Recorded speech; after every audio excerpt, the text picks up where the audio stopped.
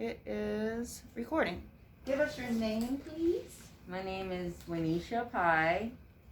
And tell us about your photos or images. My first image is just of someone like just sitting, being real peaceful, tranquil, taking in what's going on around them, and like just taking in like the elements of the nature, and like she's meditating. So then for me, I wrote happy to be alone.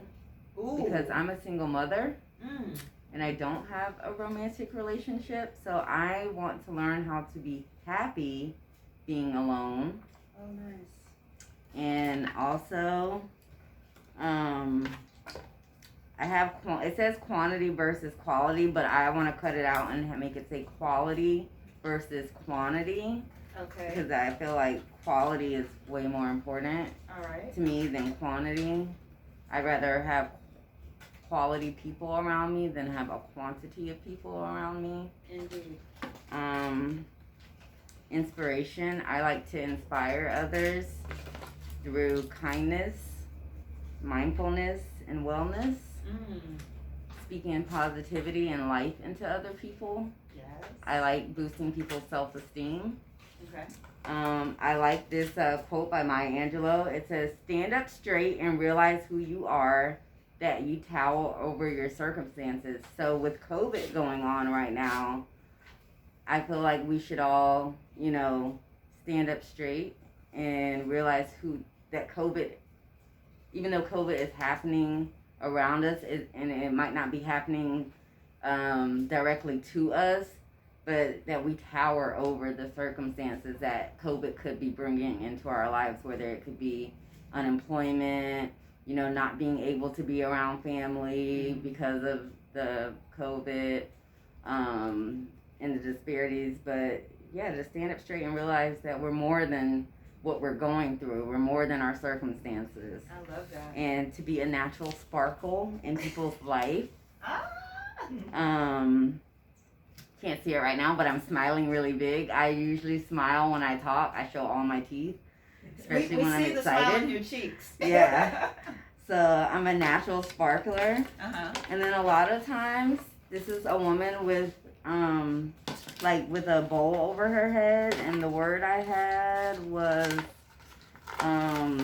it said in your own realm, like in another realm. And a lot of times I feel like I'm in another realm. I'm always in my head. I'm always speaking to the creator. I'm always consulting with the creator. The spirit, my grandmother who passed away, I always, when I see the numbers 444 together at that time, it just reminds me, it's my angel number to let me know that I'm on the right path. So that's what the bubble around the head is, just in another realm, the spirit realm. I like to be in the spirit realm a lot, so. Nice. And what's the other one? It says, feel the rhythm, the energy around me, the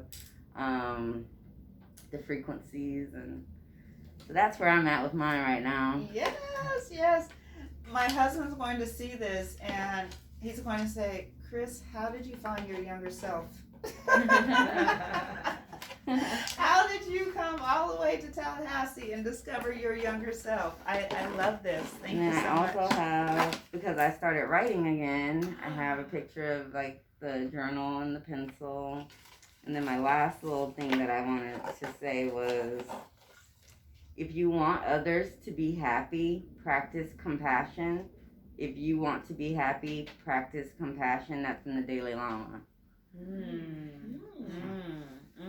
With two, 3, 4, 5 snaps. Yes. Oh, yeah, absolutely. Nice. All right, so I'm going to pause the video. Transition.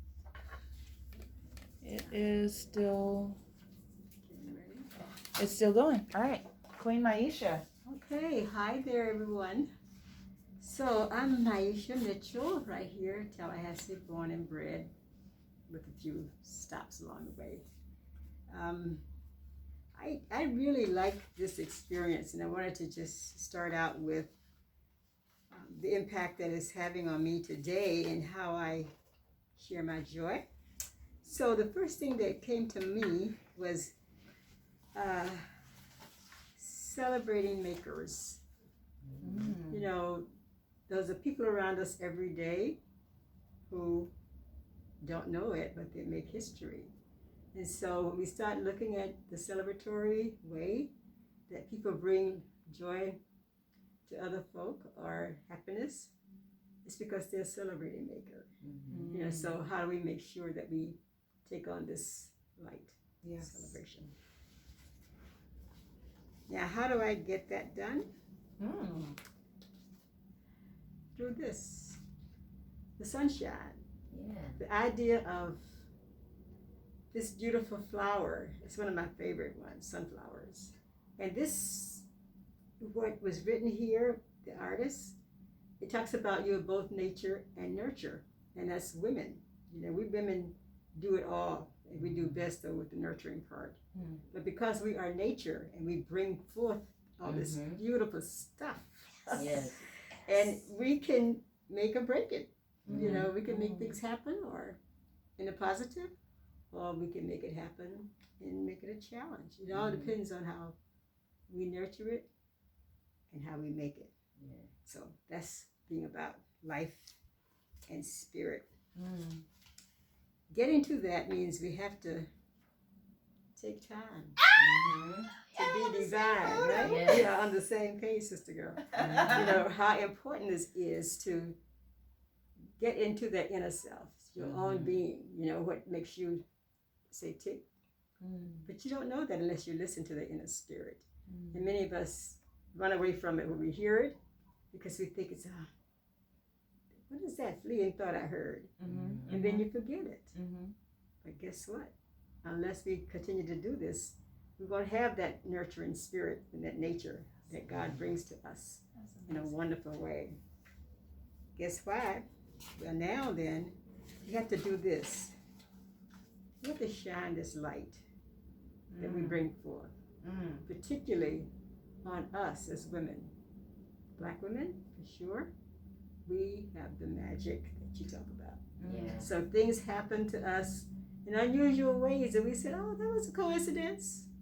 But it's not. Things are intentional. Yes. So let's begin to look at the world like that. Certain things are meant for us to be. Yes, ma'am. So now, what I love about this is that it takes all of us together to make this happen. You cannot do this by yourself. No, ma'am. So partnership, collaboration is critical. Yes. We have to find ways to develop our leadership through each other, because everyone has the potential and the capacity to be a leader. So we do that.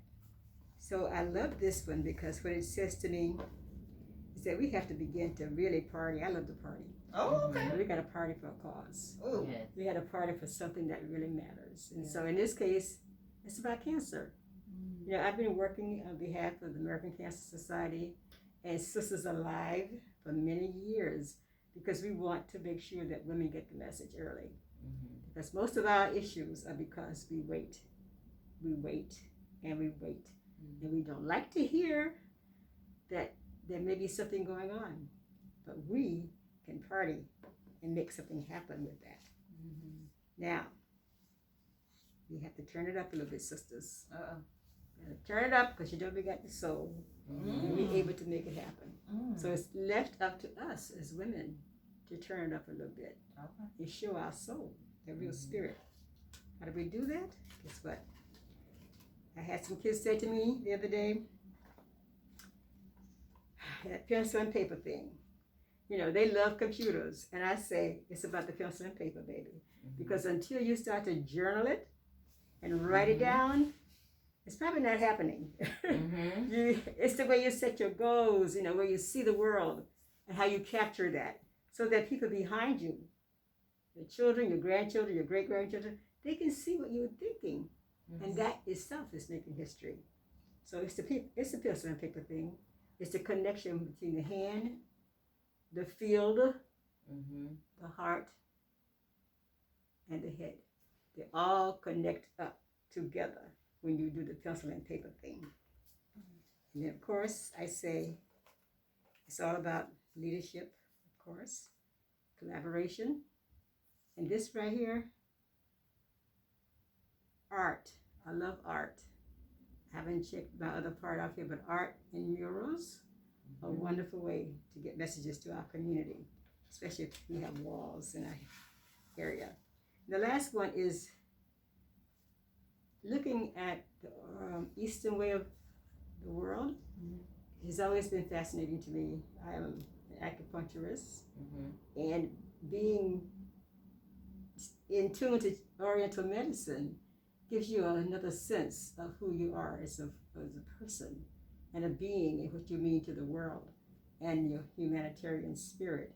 And so checking out the Oriental way, the Eastern philosophy, helps me to deal with the ma'at in me, having the balance, the harmony, the truth, the whole idea of reciprocity, knowing what goes around comes around, having an order, you have to have order, and then having justice and righteousness.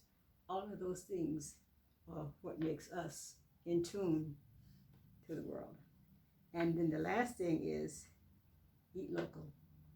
Fresh, local food is the best way to get to your heart, to your health, to your mind, to your spirit. Eating good, wholesome food every day. That's me. And I'm gonna do like 4, 5, 6, 7 snaps with you. My husband's going to see this, and it's like, how did you move all the way here and find your family? How'd you move all the way here? I could sit at your feet for hours. Yeah. See what? I said I could sit at your feet for hours. Oh, thank you. I absolutely could. And this is that space where I start to get emotional because my mom is not here anymore. And when I see queens of this complexion and of your age, I think about my mama. So thank you so much. Thank both of you for sharing. Yeah, and we're on the same page. Yes. 20 years. Go ahead and continue to record. All right, so this is the final piece of workshop number 1, and I want to talk about the bridge between 30s and 70s, and the bridge from 70s back to 30s. What do you see as an overlap in your storylines? Well, with this picture, she touched on being in tune with our inner selves, and that's where I'm trying to be in tune with my inner self and hear my inner self and speaking to the divineness within myself and learning to discern that outer noise. That's right. And that's just where I'm at presently in my life. So I don't know where it goes, Right. moving forward. Exactly. But now you have a mirror. Yeah. Exactly. So what you were saying is where I was. Mm-hmm. When I was in the 20s, I was in the 30s. Early 30s. I was trying to find myself too. I wasn't here totally. It took me a while to get to this space. Yes. But when I recognized this was the fundamental piece that was missing, so that I had to ruffle with the noises outside myself. That I had everything I needed right in here. And so recognizing that and understanding that divine intervention is always there, and we can hear, the direction that we must go, because when we listen from here, we are able to get the messages, and we don't have to worry. So you already know certain things will happen in your life. No coincidences, all right? So whatever's happening, you must take that into consideration, and I do now know that that's just not a happenstance. I always tell people I don't believe in circumstances. I mean, in coincidences. Yeah, good. I believe everything happens for a reason. Yes. Good, bad, it all happens for a reason, to teach you, to show you something. Right. And the other part of this, what I didn't mention, was the balance and the peace that it brings. So this is what we most need now, with COVID, particularly because we don't know how to do this. Right. We're not here to understand that if you get some inner peace, Yes, you're going to have the external challenges, always. But to be peaceful within yourself and recognize this too shall pass, then you will definitely be able to move through the traumatic experiences that people are having, the fear and the anxiety and the stress that challenges our whole well-being. And this is where we need to start to go towards. Right. What's inside you? And once COVID hit, for me, this is where I retreated. That's where you're sitting. This is where I went. Yes. To meditating. That's what I'm saying. That's to listening to myself. I know. Yeah. All right. So I'm going to go ahead and wrap up today's session and give both of you a tremendous thank you and a space of gratitude for coming out during COVID. You know, I mean, the fact that we had to do this with our mask on. So thank you very much for sharing the space and sharing your truth. I'm going to stop this